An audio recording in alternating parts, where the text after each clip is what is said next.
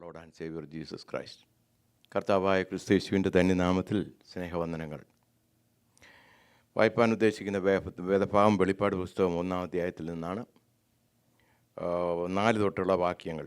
യോഹന്നാൻ ആസിയയിലെ 7 സഭകൾക്ക് എഴുതുന്നത്, ഇരിക്കുന്നതിനും ഇരുന്നവനും വരുന്നവനുമായവങ്കിൽ നിന്ന് അവൻ്റെ സിംഹാസനത്തിലുള്ള 7 ആത്മാക്കളുടെ പക്കൽ നിന്നും വിശ്വസ്ത സാക്ഷിയും മരിച്ചവരിൽ ആദിജാതനും ഭൂരാജാക്കന്മാർക്ക് അധിപതിയുമായ യേശു ക്രിസ്തുവിങ്കൽ നിന്നും നിങ്ങൾക്ക് കൃപയും സമാധാനവും ഉണ്ടാകട്ടെ. നമ്മെ സ്നേഹിക്കുന്നവനും നമ്മുടെ പാപം പോക്കി നമ്മെ തൻ്റെ രക്തത്താൽ വിടുവിച്ച് തൻ്റെ പിതാവായ ദൈവത്തിന് നമ്മെ രാജ്യവും പുരോഹിതന്മാരും ആക്കി തീർത്തവനുമായവന് എന്നേക്കും മഹത്വവും ബലവും ആമേൻ. ഇതാ അവൻ മേഘാരൂഢനായി വരുന്നു. ഏത് കണ്ണും അവനെ കുത്തി തുളച്ചവരും അവനെ കാണും. ഭൂമിയിലെ ഗോത്രങ്ങളൊക്കെയും അവനെ ചൊല്ലി വിലപിക്കും. ആമേൻ. Praise the Lord. കഴിഞ്ഞ ചില ആഴ്ചകളായിട്ട് നമ്മൾ വെളിപ്പാട് പുസ്തകം 2-3 അധ്യായങ്ങൾ എഴുതിയിരിക്കുന്ന ഏഷ്യയിലുള്ള 7 സഭകൾക്കുള്ള ആ കർത്താവിൻ്റെ കത്ത് അതേക്കുറിച്ച് വായിക്കുകയും ധ്യാനിക്കുകയും ചെയ്തുകൊണ്ടിരിക്കുകയായിരുന്നു. അതെല്ലാവർക്കും അനുഗ്രഹമായിരിക്കുന്നു എന്ന് ഞാൻ വിശ്വസിക്കുന്നു. ഞാൻ പറഞ്ഞത് ഓരോ കാലഘട്ടത്തിലാണ് അത് കാണിക്കുന്നു. ഉദാഹരണം, ആദ്യത്തെ സഭ എഫേസൂസിലെ സഭയാണ്. അത് അപ്പോസ്തോലിക കാലഘട്ടം എന്ന് പറഞ്ഞാൽ AD 100 വരെയുള്ള കാലഘട്ടത്ത് ജീവിച്ചിരുന്ന കഥയാണ്, ചരിത്രമാണ് എന്നുള്ള രീതിയിൽ ഓരോ കാലഘട്ടമായി തിരിച്ചതിനെ പഠിക്കുകയും പഠിപ്പിക്കുകയും ചെയ്യുന്ന വേദപണ്ഡിതന്മാരുണ്ട്. നമ്മളും അല്പമായ രീതിയിൽ അതേക്കുറിച്ചൊക്കെ ധ്യാനിക്കുകയും പഠിക്കുകയും ചെയ്തുകൊണ്ടിരുന്നല്ലോ. എന്നാൽ ഇതിൽ നിന്ന് നമുക്കുള്ള പാഠം എന്താണ്? ഓരോ കാലഘട്ടത്തിലും സമയവ്യത്യാസമന്യേ, കാലവ്യത്യാസമന്യേ, സ്ഥലവ്യത്യാസമന്യേ ഈ സഭകളുടെയൊക്കെ തന്നെ അവസ്ഥ ലോകത്തിലുള്ള എല്ലാ സഭകൾക്കുമുണ്ട്. അപ്പോൾ കർത്താവിന് ഓരോ സഭയോടും ഓരോ ദൂത് പറയാനുണ്ട്, ഓരോ കറക്ഷൻ വരുത്താനുണ്ട്, ഒരു കോംപ്ലിമെൻ്റ് കൊടുക്കാനുണ്ട്. അവസാനമായിട്ട് നീ റിപ്പൻ്റ് എന്ന് പറഞ്ഞുകൊണ്ട് വിശ്വാസ ജീവിതത്തിൽ മുന്നേറുവാനുള്ള ആഹ്വാനമുണ്ട്. ഇവയെ ഏറ്റെടുത്തുകൊണ്ട് നാം മുന്നേറണം എന്നുള്ളതാണ് ഈ സഭകളെക്കുറിച്ചുള്ള പഠനത്തിൽ നിന്ന് നമുക്ക് ഗ്രഹിക്കുവാൻ കഴിഞ്ഞത്. Price the Lord. എന്നാൽ ഈ വെളിപ്പാട് പുസ്തകം വായിക്കാത്ത അനേകരുണ്ട്. കാരണം എന്താണെന്ന് ചോദിച്ചാൽ കത്തോലിക്ക സഭ അതിനെക്കുറിച്ച് അത് പഠിക്കുകയോ വായിക്കുകയോ ചെയ്യുന്നതിൽ നിന്ന് വിമുഖരാണ്. കാരണം അവർ പറയുന്നത് ഇത് പഠിക്കാൻ പ്രയാസമുള്ള കാര്യമാണ്. അപ്പോൾ അതുകൊണ്ട് പഠിച്ചേച്ച് എന്തെങ്കിലും തെറ്റും അബദ്ധവും വന്നു കഴിഞ്ഞാൽ പ്രശ്നം വളരെ ഗുരുതരമാണെന്നും അതിനകത്ത് എഴുതിയിട്ടുണ്ട്.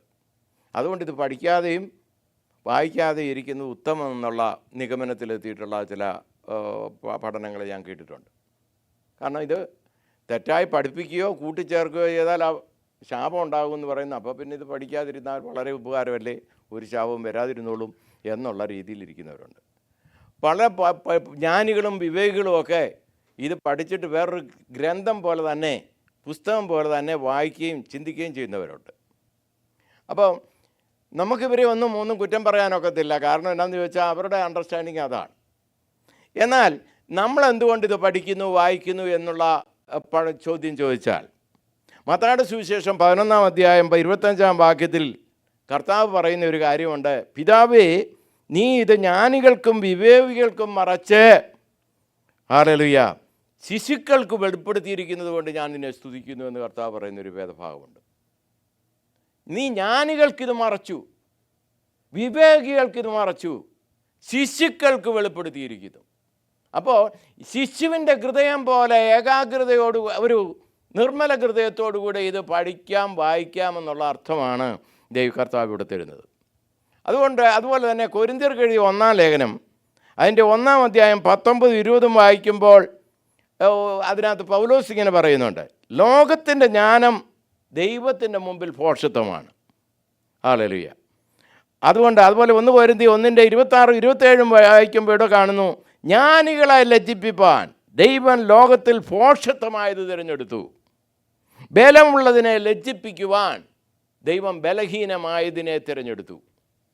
അപ്പം ബലമുള്ളത്, അവർ കഴിവുണ്ട്, അറിവുണ്ട്, ജ്ഞാനമുണ്ട് എന്ന് ചിന്തിക്കുന്നവരെ മാറ്റി നിർത്തിക്കൊണ്ട് ശിശുക്കൾ, ഒന്നും അറിയത്തില്ല, എന്ന് തോന്നുന്നവരുടെ മേൽ ജ്ഞാനവും ബലവും കൊടുത്ത് ദൈവത്തിൻ്റെ മഹത്വത്തെ വർണ്ണിക്കുന്നവനാണ് ദൈവം. അതിനുള്ള മഹത്വം അതിലൂടെ എടുക്കുന്നവനാണ് നമ്മുടെ കർത്താവ്. അപ്പോൾ ഇത് ആർക്കും അടച്ചു വച്ചിരിക്കുന്ന ഒരു പുസ്തകമല്ല. ഇത് വായിക്കണം, വായിച്ച് കേൾപ്പിക്കണം മറ്റുള്ളവരെ, ഇത് പഠിക്കണം, ഇത് പഠിപ്പിക്കണമെന്നുള്ള ആഹ്വാനമാണ് നമുക്കിതിൽ നിന്ന് കിട്ടുന്നത്. ഇത് പഠിക്കുകയും വായിക്കുകയും വായിച്ച് കേൾപ്പിക്കുകയും ഒക്കെ ചെയ്യുന്നവർ, കേൾക്കുന്നവരും പഠിക്കുന്നവരും ഒക്കെ അനുഗ്രഹിക്കപ്പെടും എന്ന വചനവും ഇതിനകത്തുണ്ട് എന്നുള്ള യാഥാർത്ഥ്യം നാം മനസ്സിലാക്കണം. എഫേസ്യർക്ക് എഴുതിയ ലേഖനം അത് എഴുതിയിരിക്കുന്നത് വെളിപ്പാട് പുസ്തകം 2-ാം അധ്യായം 1 തൊട്ട് 7 വരെയാണ്. അത് അപ്പോസ്തോലിക കാലഘട്ടത്തെക്കുറിച്ചാണ് പറയുന്നത്.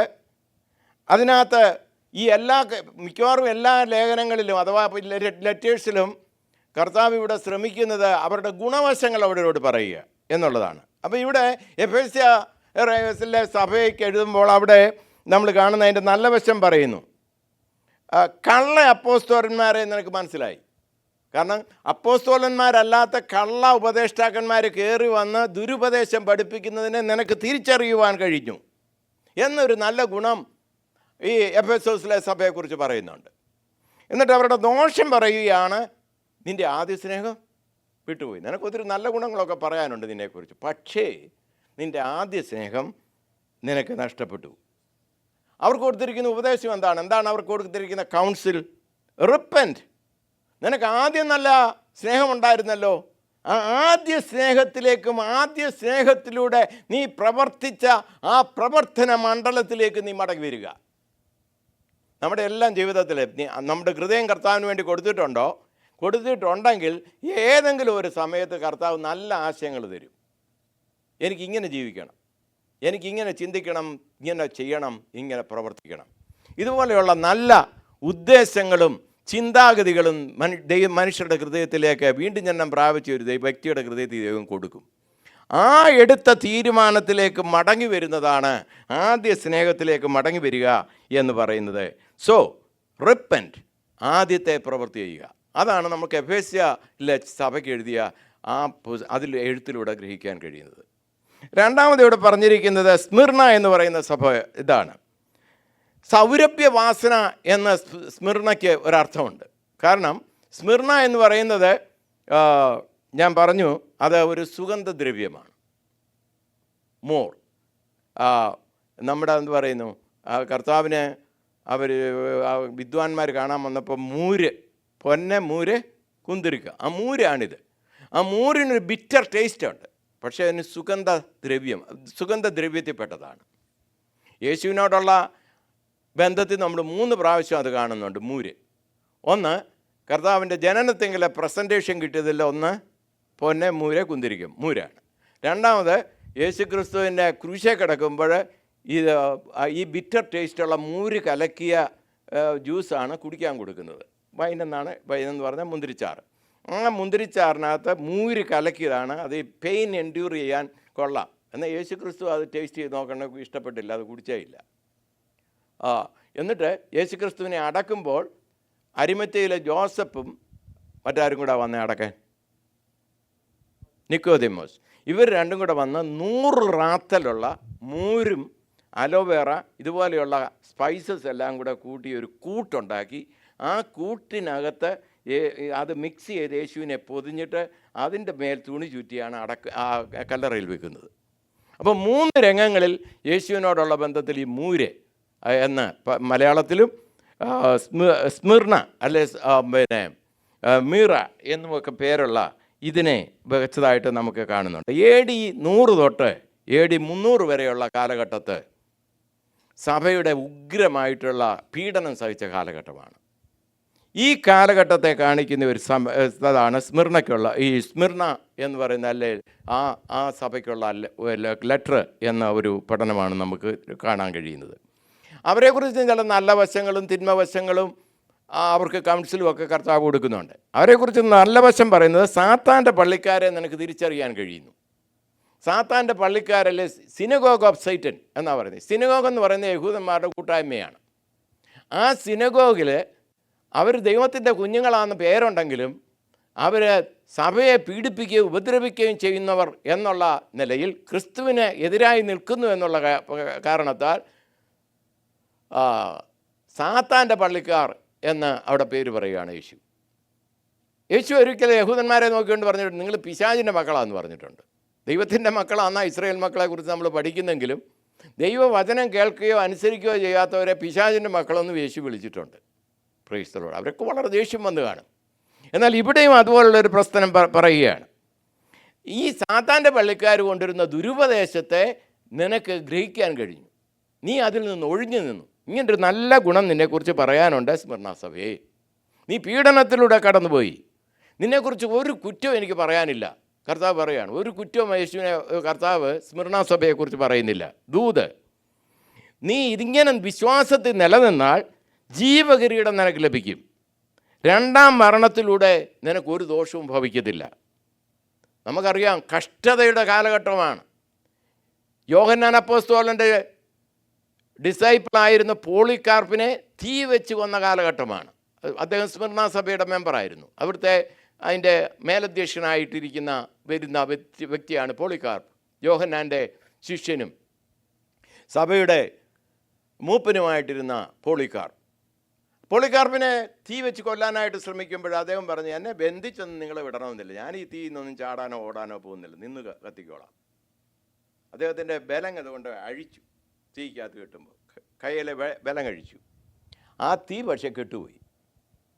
ആ തീ കെട്ടുന്ന ഉടനെ ഒരാൾ കുന്തം കൊണ്ടൊരു കുത്തൂടെ കൊടുത്തു.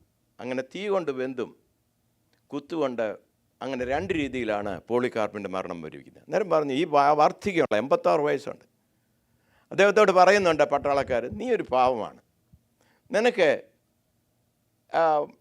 റോമിലെ സീസറാണ് ദൈവം എന്ന് നിനക്ക്, സീസർ ഈസ് ലോഡ് എന്ന് നിനക്കങ്ങ് പറഞ്ഞാൽ പോരെ, നിൻ്റെ ജീവനെ നിനക്കങ്ങ് രക്ഷിച്ചുകൂടെ എന്ന് പുള്ളി വളരെ ദയോടുകൂടി അദ്ദേഹത്തോട് ചോദിക്കുകയാണ്. അപ്പോൾ പോളികാർപ്പ് അതിൻ്റെ ഒരു മറുപടി പറഞ്ഞു, last 86 years he was faithful to me, how can I deny him? കഴിഞ്ഞ 86 വർഷം എനിക്ക് വിശ്വസ്തനായിരുന്ന യേശു കർത്താവിനെ ഞാൻ എങ്ങനെ തള്ളിപ്പറയും? ഈ മരണം ഞാൻ ഭരിച്ചുകൊള്ളാം. അപ്പോൾ ഏത് പ്രശ്നത്തിൻ്റെ നടുവിലും നിലനിന്നാൽ നിനക്ക് ജീവകിരീടം ലഭിക്കും, രണ്ടാമത്തെ മരണത്താലുള്ള ദോഷം നിനക്ക് ഭവിക്കുകയില്ല. അതാണ് ആ സഭയ്ക്കുള്ള ലേഖനത്തിൻ്റെ സംക്ഷിപ്തി. മൂന്നാമത്തെ സഭയുടെ പേരെന്തായിരുന്നു? പെർഗമോസ്. പെർഗമോസ് എന്നുള്ള പദത്തിൻ്റെ അർത്ഥം വിട്ടുവീഴ്ച എന്നുള്ള അർത്ഥമാണ്. വിട്ടുവീഴ്ച, കോംപ്രമൈസ് എന്നൊരർത്ഥമുണ്ട്. അത് വെളിപ്പാട് പുസ്തകം 2-ാം അധ്യായം 12 തൊട്ട് 17 വരെയുള്ള വാക്യങ്ങളിൽ നമ്മൾ കാണുന്നു. AD 324 മുതൽ AD 538 വരെയുള്ള കാലഘട്ടത്തെ ആണ്, ആ സഭയുടെ കാലഘട്ടത്തെയാണ് അത് കുറിക്കുന്നതെന്നൊരു പഠനമുണ്ട്. Praise the Lord. അപ്പോൾ ഇവിടെ അവരോട് പറയുന്നതാണ്, ആരാണ്? ഇരുവായ്ത്തലയുള്ള വാൾ ഉള്ളവൻ അരുളി ചെയ്യുന്നു. കർത്താവിൻ്റെ വചനം ഇരുവായ്ത്തലയുള്ള വാളാണ്. ആ വാളുള്ളവൻ അരുളി ചെയ്യുന്നു എന്ന് പറഞ്ഞുകൊണ്ടാണ് അവർക്ക് ലെറ്റർ തുടങ്ങുന്നത്. അവരെക്കുറിച്ച് നല്ല വശം പറയുന്നുണ്ട്. എൻ്റെ നാമം നീ മുറുകെ പിടിച്ചു. ആ കാലഘട്ടത്തിൽ ഉപദ്രവവും പീഡനവും ഉണ്ട്. എന്നാൽ യേശുവിന് അവരെ കുറിച്ച് പറയാനുള്ളത്, അവരോടുള്ള കോംപ്ലിമെൻ്റ് എന്താണെന്ന് ചോദിച്ചാൽ, നീ എൻ്റെ വചനം മുറുകെ പിടിച്ചു. കുറ്റം, നിക്കോലോവരുടെ ഉപദേശം നീ കൈക്കൊണ്ടു. നിക്കലോവരുടെ ഉപദേശം എന്താണ്? അപ്പോൾ ഈ കാലഘട്ടം എന്താണെന്ന് ചോദിച്ചാൽ 324 AD 324 വരെ തൊട്ട് 538 വരെയുള്ള കാലഘട്ടമാണ്. ഈ കാലഘട്ടത്തിലാണ് ഈ പൗരോഹിത്യം സഭയിൽ വന്നത്. അതിന് മുമ്പ് സഭയിൽ പൗരോഹിത്യമില്ല, എല്ലാവരും സാധാരണക്കാരാണ്.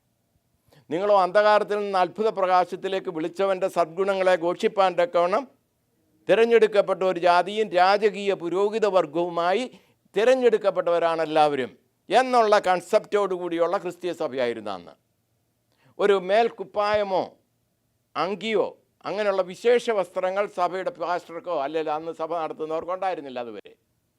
എന്നാൽ ഈ കാലഘട്ടത്തിലാണ് പുരോഹിതന്മാരായിട്ട് ചിലർ വാഴിക്കപ്പെടുന്നു. നിക്കോലോവരുടെ ഉപദേശം എന്ന് പറയുന്നത് അതാ, നിക്കലോവിയർ മതം. അവരാണ് ഈ ഉപദേശം കൊണ്ടുവന്നത്. ഒരു പൗരോഹിത്യ അല്ലെങ്കിൽ ഒരു സഭയുടെ ലീഡർഷിപ്പ് നടത്തുന്ന ആളിനൊരു വിശേഷ വസ്ത്രം ഉണ്ടായിരിക്കണം, അല്ലെങ്കിൽ വിശേഷമായ ചില കാര്യങ്ങളൊക്കെ വേണം എന്നൊക്കെയുള്ള കാര്യങ്ങളൊക്കെ കൊണ്ടുവന്ന കാലഘട്ടമാണ് അതാണ് അതിന് വിട്ടുവീഴ്ചയുടെ കാലഘട്ടം അല്ലെങ്കിൽ കോംപ്രമൈസ് ചെയ്ത കാലഘട്ടം എന്ന് പറയുന്നത്. എന്നാൽ അവരെക്കുറിച്ച്, പെർഗമോസുകാരെക്കുറിച്ച് കർത്താവിന് ചില നല്ല കാര്യങ്ങൾ പറയാനുണ്ട്. നീ എൻ്റെ നാമം മുറുകെ പിടിച്ചു, അവരോട് പറയാണ്. കുറ്റം, നീ നിക്കോലവരുടെ ഉപദേശം ഏറ്റെടുത്തു, അതാണ് കോംപ്രമൈസ് ചെയ്തു. ദൂത്, നീ റിപ്പൻറ്റ് ചെയ്യണം, നീ മാനസാന്തരപ്പെടണം. ഹല്ലേലൂയ. നീ മാനസാന്തരപ്പെട്ട് നിന്നാൽ നിനക്ക് പുതിയ മന്ന, ജീവമന്ന നിനക്ക് തരും. അനുദിനം ജീവിപ്പാൻ ദൈവത്തിങ്കൽ നിന്ന ജീവമന്ന നിനക്ക് തരും. അത് തന്നെയല്ല, നിനക്കൊരു പുതിയ പേരും തരും, നിനക്കൊരു പുതിയ നാമം ദൈവം തരും എന്ന് പറയുക. ഇത് നാമം എന്നൊക്കെ നമ്മൾ പറയുമ്പോൾ എന്തിനാ പുതിയ നാമം എന്ന് ചിന്തിക്കും. അതെങ്ങനെയാണെന്ന് ചോദിച്ചാൽ, റോമക്കാർ ഭരിക്കുന്ന കാലഘട്ടത്തിൽ എംപറർ ആരോടേലും മതിപ്പ് തോന്നിയാൽ അവർക്കൊരു പുതിയ പേര് ഒരു വെള്ളക്കല്ലിൽ എഴുതി അവരുടെ കൈ കൊടുക്കും. അവരെ റിവാർഡ് ചെയ്യുന്നു, അല്ലെ അവരെ റെക്കഗ്നൈസ് ചെയ്യുന്നു എന്ന് കാണിച്ചുകൊണ്ടുള്ള ഒരു അംഗീകാരത്തിൻ്റെ പേരാണ്. അംഗീകാരം കൊടുക്കും. അതിനെ മുന്നിൽ കണ്ടുകൊണ്ടാണ് പറയുന്നത്, നിനക്കൊരു പുതിയ പേരും ജീവമന്നയും തരുമെന്ന് പറയുകയാണ്. നാലാമത്തെ സഭ നമ്മൾ കാണുന്നത് തുദൈര സഭയാണ്. തുദൈര സഭ എന്ന് പറയുന്നത് വെളിപ്പാട് പുസ്തകം 2-ാം അധ്യായം 18 തൊട്ട് 29 വരെയുള്ള വാക്യങ്ങളിലാണ് ആ ലെറ്റർ എഴുതിയിരിക്കുന്നത്. അപ്പോൾ കർത്താവ് ഇവിടെ പറയുന്നത് വിശ്വാസത്യാഗമാണ് തുദൈരയിൽ നടന്നത്. ആ കാലഘട്ടം ഏതാണ്? AD 538 തൊട്ട് 1798 വരെയുള്ള കാലഘട്ടം. ഈ കാലഘട്ടത്തെ അന്ധകാര യുഗം എന്ന് വിളിക്കാറുണ്ട്. അന്ധകാര യുഗം. ആ കാലഘട്ടത്താണ് മരിച്ചവർക്ക് വേണ്ടിയുള്ള പ്രാർത്ഥന, വിശുദ്ധന്മാരോടുള്ള പ്രാർത്ഥന, ഇതുപോലെയുള്ള പല കാര്യങ്ങളും കയറി വന്നതും, പല പൈസ ലഭിക്കേണ്ടതിന് വേണ്ടി പല മരിച്ചവരുടെ ഇതിനു വേണ്ടി പ്രാർത്ഥിച്ച പർഗേറ്ററിലാണ്. ഇതൊന്നും വേദപുസ്തകത്തിലുള്ള ഉപദേശമല്ല. എന്നാൽ അവർക്ക് വേണ്ടി പ്രാർത്ഥിച്ചാൽ അവരെ സ്വർഗത്തിൽ പർഗേറ്ററിയിൽ നിന്ന് വിടുവിക്കാം. ഇതുപോലെയുള്ള ആശയങ്ങളൊക്കെ വരുന്നത് ഈ കാലഘട്ടത്തിലാണ്. വിശ്വാസത്യാഗം സംഭവിക്കുന്ന കാലഘട്ടം. നല്ല വശം, നിനക്ക് പീഡനം വന്നു. സഭയിൽ ഇതുപോലുള്ള പ്രശ്നങ്ങളും ദുരുപദേശങ്ങളും ഒക്കെ വന്നെങ്കിലും പലരും അതിനെ സഹിച്ചു നിന്നു. അന്തിപ്പാസിൻ്റെ കാലത്ത് നീ എന്നിലുള്ള സ്നേഹം വിട്ടുപോയിട്ടില്ല എന്നവിടെ കർത്താവ് പറയുന്നുണ്ട്. അന്തിപ്പാസ് എന്ന് പറയുന്ന ആൾ കർത്താവിന് വേണ്ടി നിലനിന്ന ആളാണ്. ഇതിനൊക്കെ എതിരായിട്ട്, ഈ ദുരുപദേശങ്ങൾക്കൊക്കെ എതിരെ നിന്ന ആളാണ് അന്തിപ്പാസ്. അപ്പോൾ അവനെ അവർ കൊന്നുകളഞ്ഞു. അപ്പോൾ അങ്ങനെയുള്ള ഉപദ്രവം നേരിട്ടിട്ടും പിടിച്ചു നിന്ന എല്ലാവരുണ്ട്. ഹല്ലേലൂയ. അവരെക്കുറിച്ച് കുറ്റം പറയാനുള്ളത് എന്താ? ഇസബേലിനെ നീ അനുവദിച്ചു. ദുരുപദേശം പറയുന്ന ഇസബേലിനെ നീ സഭയിൽ അനുവദിച്ചു. ഇസബേൽ ആരാണ്? നമുക്കറിയാം. പഴയ നിയമത്തിലെ ഏറ്റവും വലിയ നൊട്ടോറിയസ് ആയിട്ടുള്ള ഒരു രാജ്ഞിയാണ്. ആഹാബിൻ്റെ ഭാര്യയാണ്. അവളാണ് ബിംബാരാധന ഇസ്രായേലിയർക്ക് ലീഗലായിട്ട് കൊണ്ടുവന്ന് കൊടുത്ത ആൾ. അവൾ ഇസ്രായേലി അല്ലാത്ത ഒരു സ്ത്രീയാണ്. എന്നാൽ ഇസ്രായേലിലെ രാജാവായ ആഹാബിൻ്റെ ഭാര്യയായിട്ട് വന്നു. അവിടെ പിതൃഭവനം ആരാധിച്ചുകൊണ്ടിരുന്ന ബാല് അതുപോലെയുള്ള എല്ലാ വിഗ്രഹങ്ങളെയും കൊണ്ടുവന്ന് അവിടെ ഉണ്ടാക്കിയിട്ട് ഇസ്രായേൽ ദേശത്ത് ആരാധിക്കാൻ ഇട്ടുകൊടുത്ത ആളാണ്. അങ്ങനെ ബാബിലോണി ആരാധന, ഇസബേലെ ദുർനടപ്പ്, വിഗ്രഹാരാധന, ഇതെല്ലാം സഭയിൽ വരുന്ന ഒരു കാലഘട്ടമാണ്. എന്നാൽ അവിടെ കർത്താവ് പറയുന്നുണ്ട്, നിനക്കൊരു റിവാർഡുണ്ട്. നീ പിടിച്ചു നിൽക്കുന്നവർക്ക്, ഇതിലൊന്നും പെട്ടുപോകാതെ നിൽക്കുന്ന ആളുകൾക്ക് ജാതികളുടെ മേൽ അധികാരം തരും. നിനക്ക് ഉദയനക്ഷത്രം, നമ്മുടെ കർത്താവായ യേശു ക്രിസ്തുവിനെ കുറിച്ച് പറയുന്ന ഒരു വാക്കുണ്ട്. അവനാണ് കർത്താവ്, നമ്മുടെ ഉദയനക്ഷത്രമാണ്. ഉദയനക്ഷത്രം, ആ ഉദയനക്ഷത്രം പ്രതിഫലം നമ്മോട് കൂടെ ഉണ്ട് എന്നുള്ള പഠനമാണ് നമ്മൾ അവിടെ കാണുന്നത്. AD 607 തൊട്ട് 1512 വരെയുള്ള കാലഘട്ടമാണ് തുദൈര സഭയുടെ കാലഘട്ടം എന്ന് പഠിപ്പിക്കുന്നു. Price the Lord. എക്സാക്ട്ലി. എന്നാൽ സർദീസ് സഭയാണ് അടുത്തത്. സർദീസ് സഭയെക്കുറിച്ച് പഠിക്കുമ്പോൾ അത് നവീകരണ കാലഘട്ടമാണ്. അപ്പം മാർട്ടിൻ ലൂതറൊക്കെ ഉദയം ചെയ്യുന്നത് ആ കാലഘട്ടത്താണ്. മാർട്ടിൻ ലൂതർ എന്ത് ചെയ്തു? അദ്ദേഹം ഒരു നവീകരണ ചിന്തയിലേക്ക് വന്നു. അദ്ദേഹം ഒരു തനി കത്തോലിക്കനായിരുന്നു എന്ന് മാത്രമല്ല, പോപ്പിനോട് ഏറ്റവും അടുത്ത് നിന്ന ഒരു ബിഷപ്പാണ് അദ്ദേഹം. കത്തോലിക്ക സഭയിലേക്ക് ഏറ്റവും സമുന്നതമായ വിദ്യാഭ്യാസം ലഭിച്ച ഉന്നതനായ ഒരാളായിരുന്നു മാർട്ടിൻ ലൂതർ. അന്ന് ആ കാലത്ത് റോമിലെ ദേവാലയത്തിന് ചുറ്റും മണൽത്തരികളുണ്ട്. അതിലെ ഇങ്ങനെ റോൾ ചെയ്താൽ രക്ഷ ലഭിക്കാമെന്നുള്ള ഒരു പഠനമുണ്ടായിരുന്നു. അതൊരു സഭയെ കൊണ്ടുവന്ന ഒരു ആചാരമാണ്. അതുപോലെ ഒരു പടി കയറിയിട്ട് വേണം റോമിലെ ആ ദേവാലയത്തിലോട്ട് പോകാൻ. അവിടെ ചിപ്പ് കൂർത്ത് മൂർത്ത സാധനങ്ങളൊക്കെ ഇതേ കിടപ്പുണ്ട്. ഇതേലെ ബെയർ നീയിൽ ഇങ്ങനെ കുത്തിക്കയറണം, മുട്ട കുത്തിക്കയറണം. അപ്പോൾ അങ്ങനെ വന്നാൽ അതൊരു വലിയ നല്ല കാര്യമാണെന്നുള്ള പഠിപ്പിനുള്ള കാലഘട്ടം.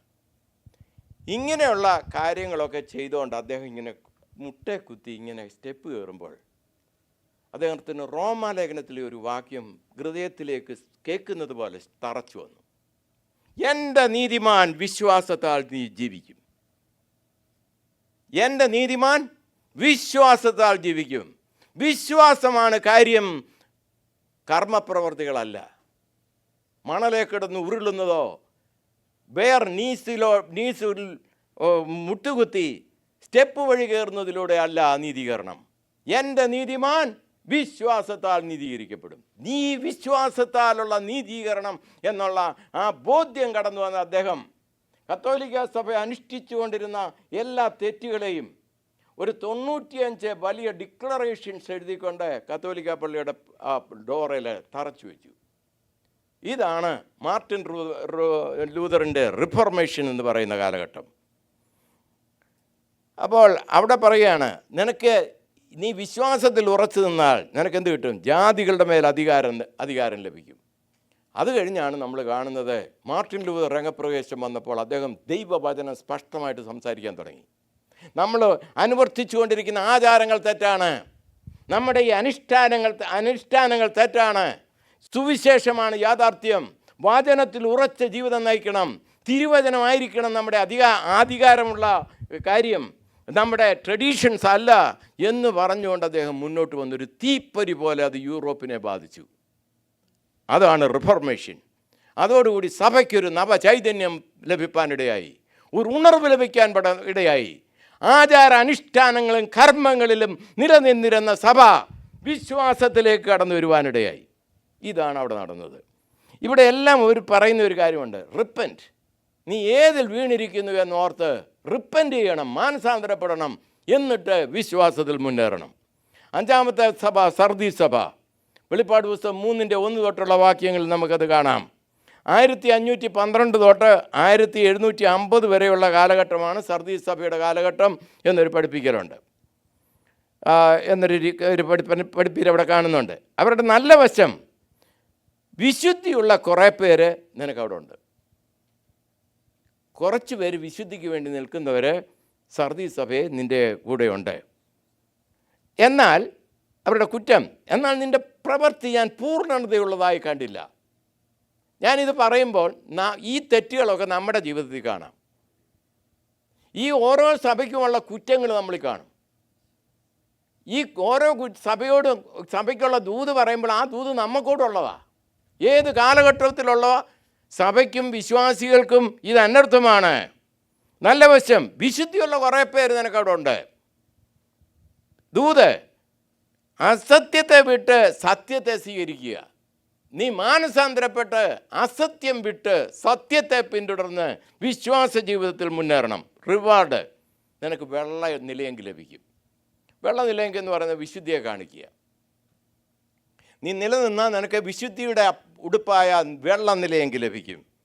ജീവപുസ്തകത്തിൽ നിൻ്റെ പേര് മായ്ച്ചു കളയത്തില്ല.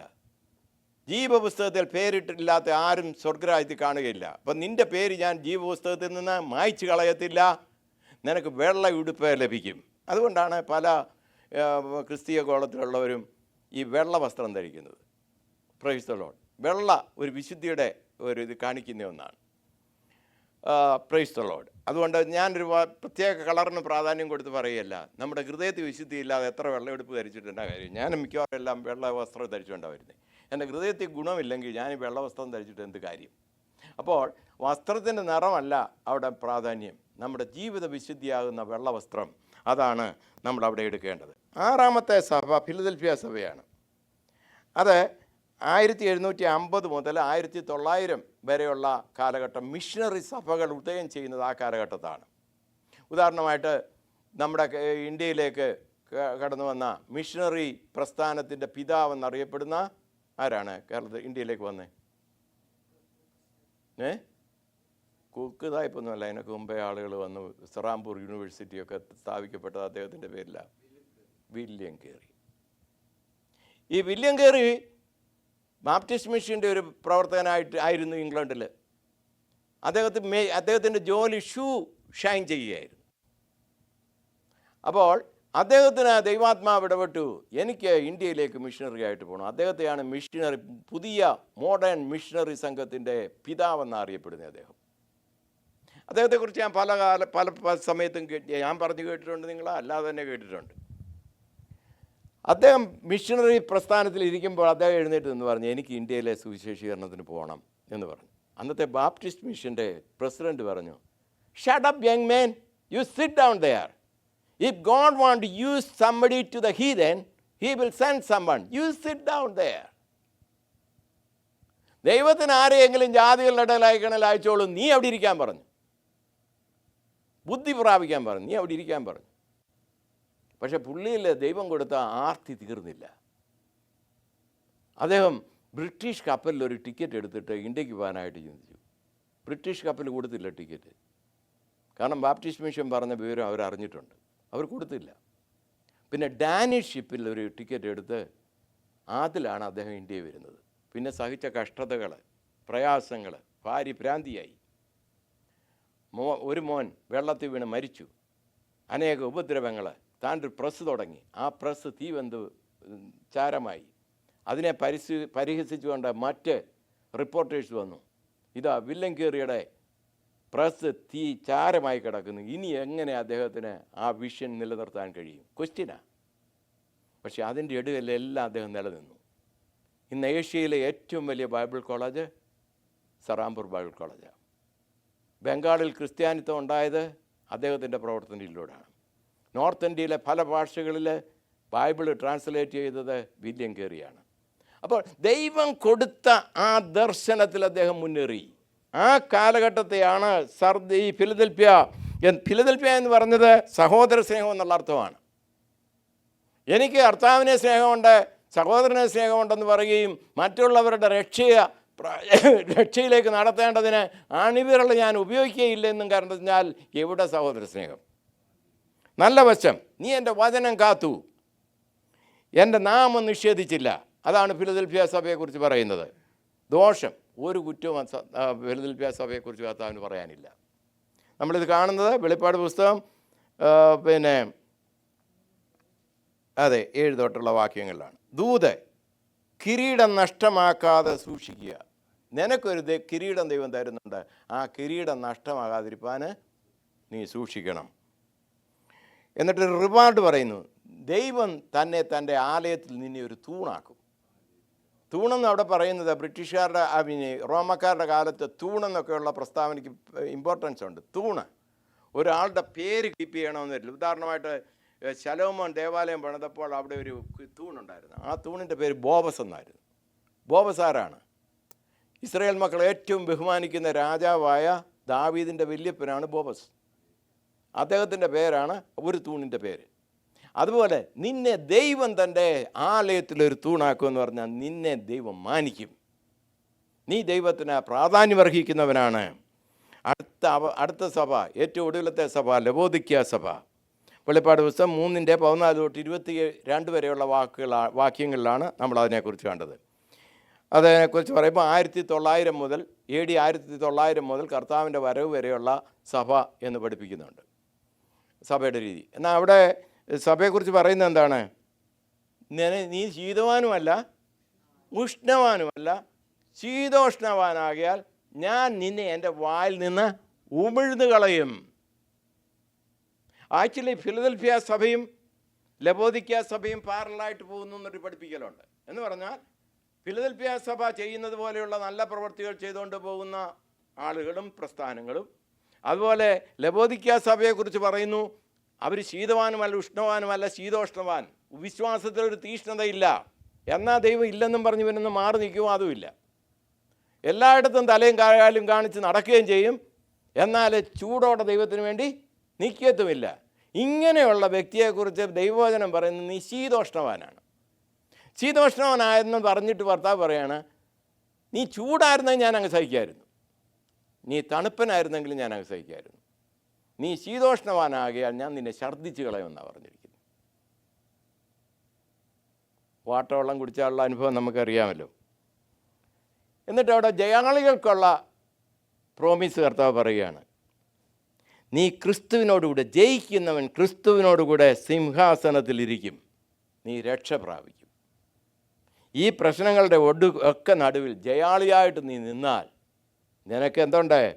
നീ ക്രിസ്തുവിനോടുകൂടെ സിംഹാസനത്തിലിരിക്കും, നിൻ്റെ രക്ഷ അവിടെ സ്ഥിരമായിരിക്കും. ദൂത് നിനക്ക് നിൻ്റെ ധാരണ നീ സമ്പന്നനാണെന്നാണ്, എന്നാൽ നീ ദരിദ്രനാണ് ആത്മീയമായി.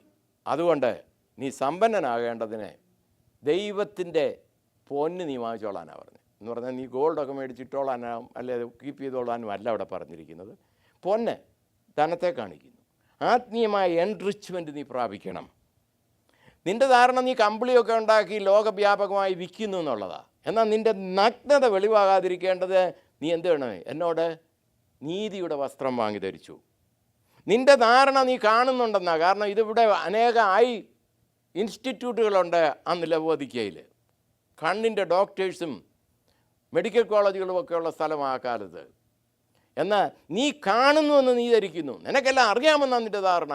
എന്നാൽ നിൻ്റെ കണ്ണിനെഴുതുവാൻ ലേപവും നീ എന്നോട് വാങ്ങുവാൻ ഞാൻ നിനക്ക് ബുദ്ധി പറഞ്ഞു തരുന്നു എന്നാണ് ലവോദിക്കയിലേക്ക് സഭയോട് പറയാനുള്ളത്. എന്നിട്ട് പറയാണ്, ഞാൻ നിൻ്റെ ഹൃദയത്തിൻ്റെ വാതിൽക്കൽ വന്ന് മുട്ടി വിളിക്കുന്നു, ആരെങ്കിലും എനിക്ക് വേണ്ടി വാതിൽ തുറന്നാൽ ഞാൻ അവനോടും അവൻ എന്നോടും കൂടി അത്താഴം കഴിക്കും. ഇന്ന് സഭയുടെ വെളിയിലായിപ്പോയി ഈ കർത്താവ്. എന്നിട്ട് കർത്താവ് പിന്നെയും നിന്ന് വാതിൽക്ക് വന്ന് മുട്ടി വിളിക്കുക. ആദ്യം രക്ഷിക്കപ്പെടാനായിട്ട് ഹൃദയവാതിൽക്ക് വന്ന് മുട്ടി വിളിച്ചതുപോലെ ഈ പിന്മാറ്റാവസ്ഥയിൽ ജീവിതത്തിൻ്റെ വെളിയിൽ ദൈവം വന്നിരിക്കുക. ഇത് പറയുമ്പോൾ ഞാനൊരു കഥ ഓർത്തു പോകുന്നു.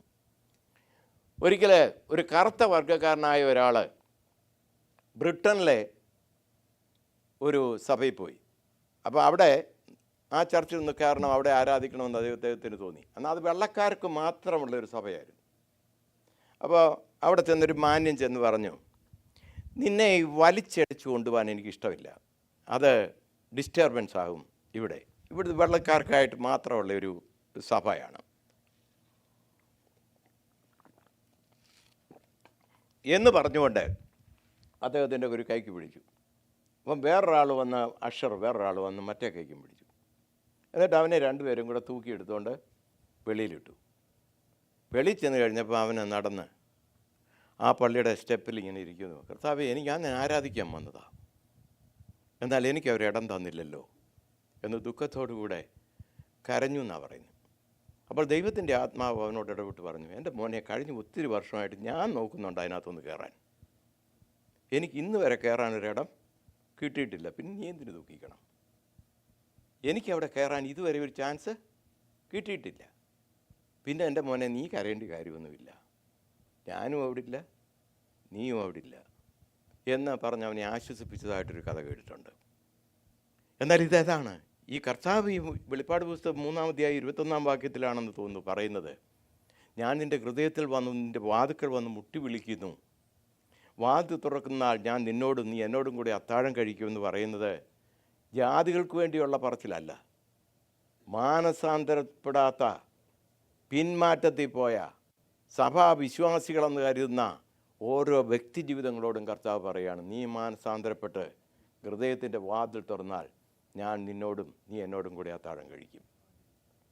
ആകയാൽ ഈ നാളുകളിൽ വെളിപ്പാട് പുസ്തകത്തിലുള്ള 7 സഭകൾക്കും കർത്താവ് ലെറ്റർ എഴുതുമ്പോൾ പറയുന്നുണ്ട്, നീ മാനസാന്തരപ്പെടണം, നീ മടങ്ങി വരണം. ഈ മാനസാന്തരവും മടങ്ങി വരവും നമ്മുടെയും ജീവിതത്തിൽ ഉളവാകട്ടെ എന്ന് പറഞ്ഞുകൊണ്ട് ഞാൻ എൻ്റെ വാക്കുകളെ ചുരുക്കും.